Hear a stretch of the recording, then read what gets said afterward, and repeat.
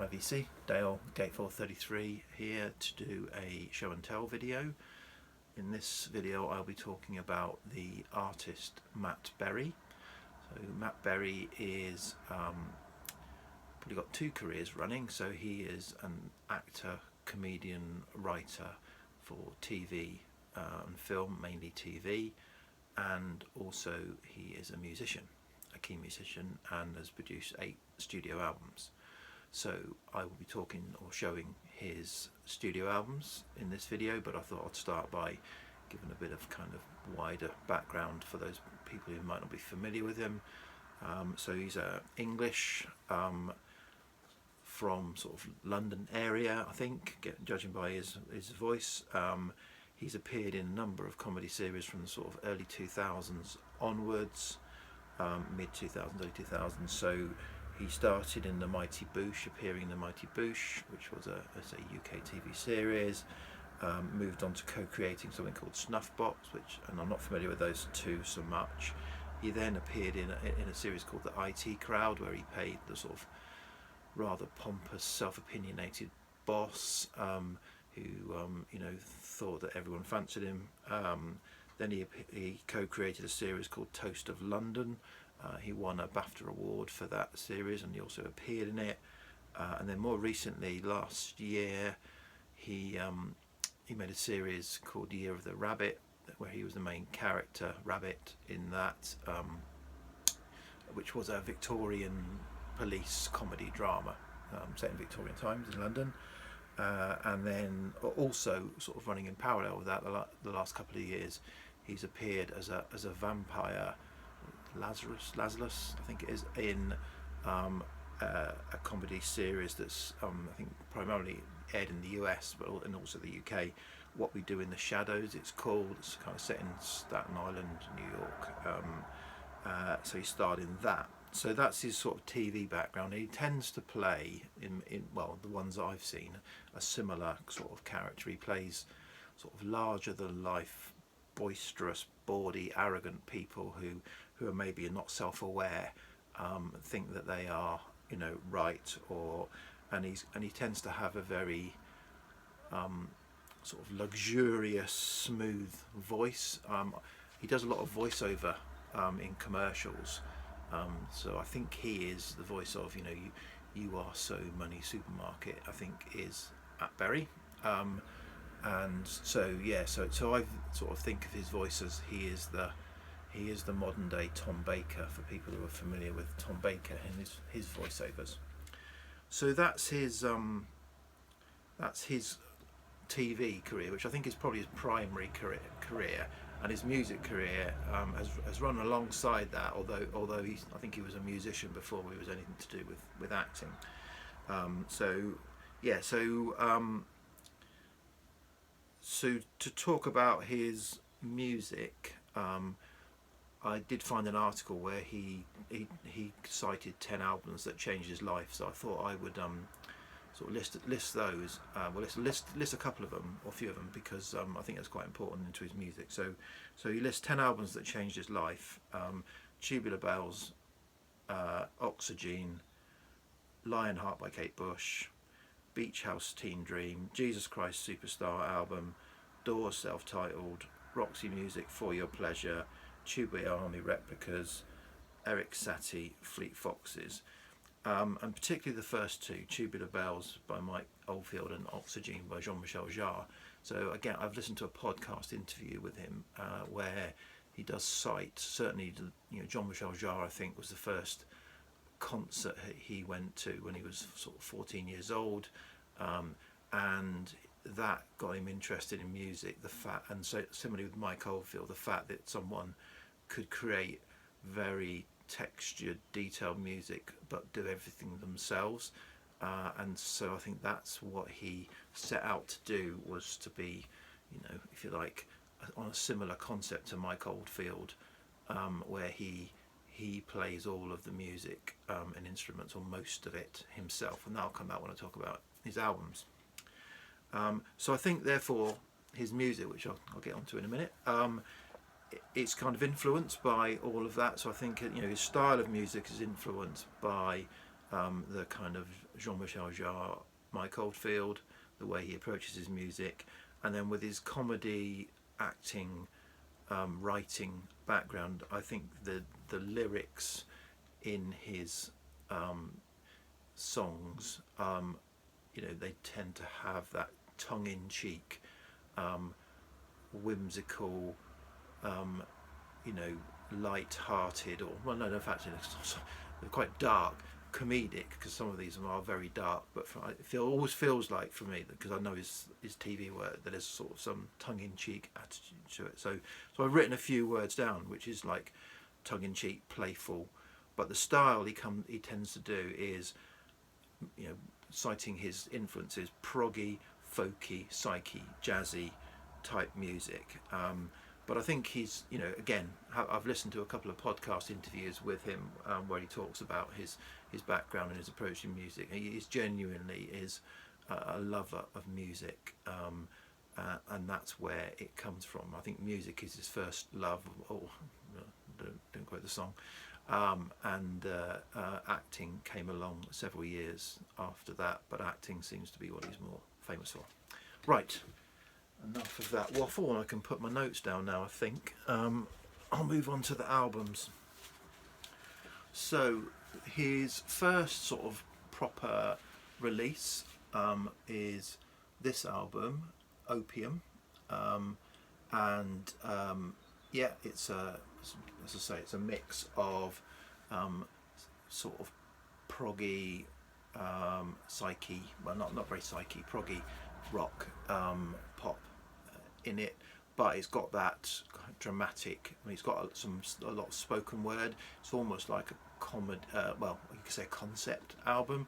It does. It has a spoken intro, and it's sort of set from the aspect of almost like a Victorian opium den, sort of aristocratic person, and the kind of den of iniquity and all of that goes alongside it seems to be what's driving through this music. So that's his first album, and you can see sort of, he's sort of got all this comedic kind of. So this was, it says recorded between 2003 and 2004,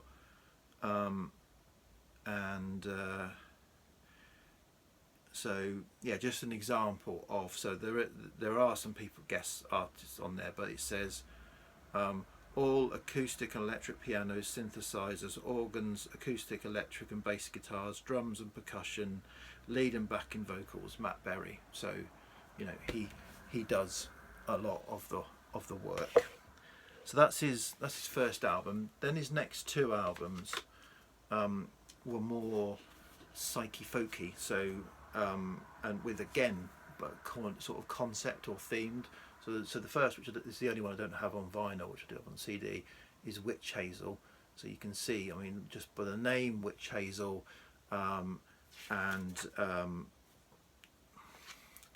some of the tracks, An Awakening, Accident at a Harvest Festival, Song for Rosie, Look in My Book, The Pheasant, Woman in Badger's Wake, Rain Came Down, From the Manger, Roasting Time. It's all that kind of pastoral, folky, but again with a slightly kind of tongue-in-cheek overtone to it. And again, if you can see there, that is all of the instruments that Matt Berry played on the album. So again, even there's a little comedy badger in headphones. So similar vein, and I showed this recently on my autumn finds, is this album, Kill the Wolf, which again is that kind of, to me, that folk psych, acid folk style album. And I think this is a development of the previous. This is by far of the two my favourite. But as I say, I talked about this recently, so I won't dwell on too much on it. But again, it's got that slightly conceptual, folky, proggy, psyche style to it, with again the titles kind of say what it is, you know, Gather Up, which is about Harvest Festival, and Solstice, October Sun, Bonfire, Village Dance, Farewell Summer Sun. So it's got, you know, you can probably tell the feel that that's got to it. Right, so that is sort of those two albums. So moving on to his fourth album, this album, Insomniacs. This is completely different. So this is just like that, if you can imagine. So there he is in the home studio. So as you can see, he's a keen musician because he's got a lot of keyboards in his home studio to get with it along with other instruments. So that gives you a sense of the style of this. So this is two side-long tracks, very in the style of a kind of, if you threw Jean-Michel Jarre, Mike Oldfield, Tangerine Dream all into the blender, blended it, you'd end up with something like this. And it's just to and there's a list of all the different synthesizers that he played, which I kind of means nothing to me because I'm not a musician. But striking artwork. I thought, oh yeah, okay, who did the artwork? Oh, cover painting, Matt Berry. So yeah, not only does he write the theme tune, play the theme tune, sing the theme tune, he also does the cover as well.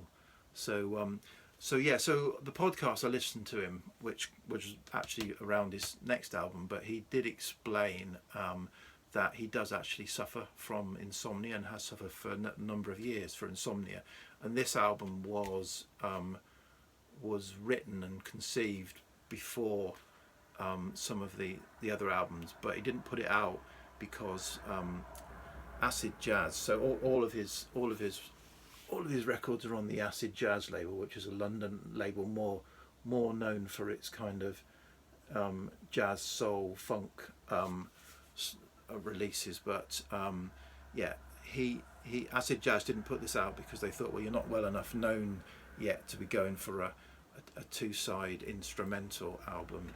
Do a bit more of the pop stuff, and then we'll put this out.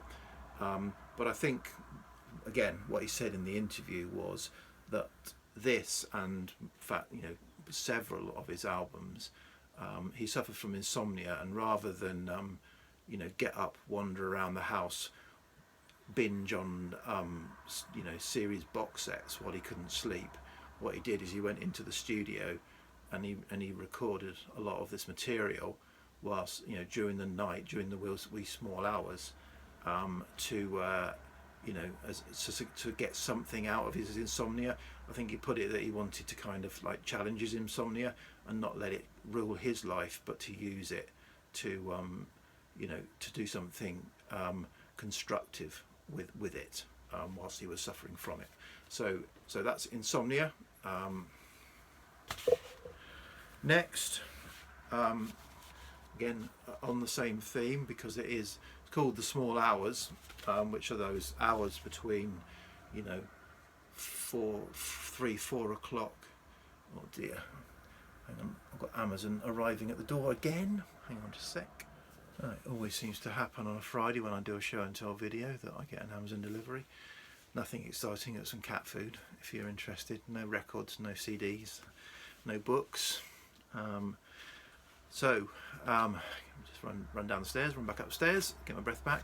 Where was I? I was talking about this album, The Small Hours. The Small Hours being sort of those hours, I guess, between sort of 3 and 6 or something like that, where you know, the kind of, you're in between the night time and the dawn again. So it's sort of linked to his insomnia. So this is a bit of a proggy style album. There's him in the studio with the other artists guesting. Yeah, really good album. And again, it's like all, it's got that kind of some strange lyrics with some I say comedy leanings, just pretty weird, because a lot of the comedy and stuff that he does is it's not mainstream, and therefore that kind of, you know, shows, I guess, where his head is, or how his mind thinks if he's not doing mainstream comedy, and therefore that comes into his lyrics. This is a kind of like a companion piece to the Small Hours. One of the tracks on there is called Night Terrors, and then this is a companion sort of mini album that was done, Night Terrors, and it's got a couple of remixes. So one of them says Night Terrors remix by Saint Etienne, the band Saint Etienne, and another Night Terrors remix by Clark, and then a number of other albums, including a couple of covers on there. So he does a cover of Angie, the Davy Graham track that others have done. Bert Jansch has done it as well, but it's normally a kind of acoustic finger picking instrumental. He does it as a keyboard instrumental, which is interesting, and he also does a version of Any Colour You Like, which is the Pink Floyd track from Dark Side of the Moon. Yeah, so that's really good. This was a limited, this was a limited 500 releases, as was this album was 500. It was originally released on CD or CDR, and then they released it. I got it about 2014, something like that, on orange vinyl, 500 release. Oh. Okay, moving on. Last couple. So the next one, change of gear again from the proggy style to this. It says Television Themes, Matt Berry. And that's exactly what it is. So this is the one. This is a limited signed version from Acid Jazz that are pre-ordered. Most of these I've pre-ordered from the label when they get announced. So what is this? So again, people in the UK would be more familiar when I read some of these out. This is Matt Berry, and trying to do, I think, faithful versions of some TV themes of the 70s mainly. So what have we got? You've got Are You Being Served, The Good Life, London Weekend Television, Blankety Blank, Top of the Pops, Picture Box, The Liver Birds, Thames Television Theme, Rainbow, Doctor Who, Wild Track, World in Action, Sorry, and Open University. So he just has a go at doing all of those again. Quite quirky, quite interesting, quite amusing. And then finally, just the last week or so, he's put out his latest album. I think rather lazily kind of badged in the music press, has done reviews as a country album.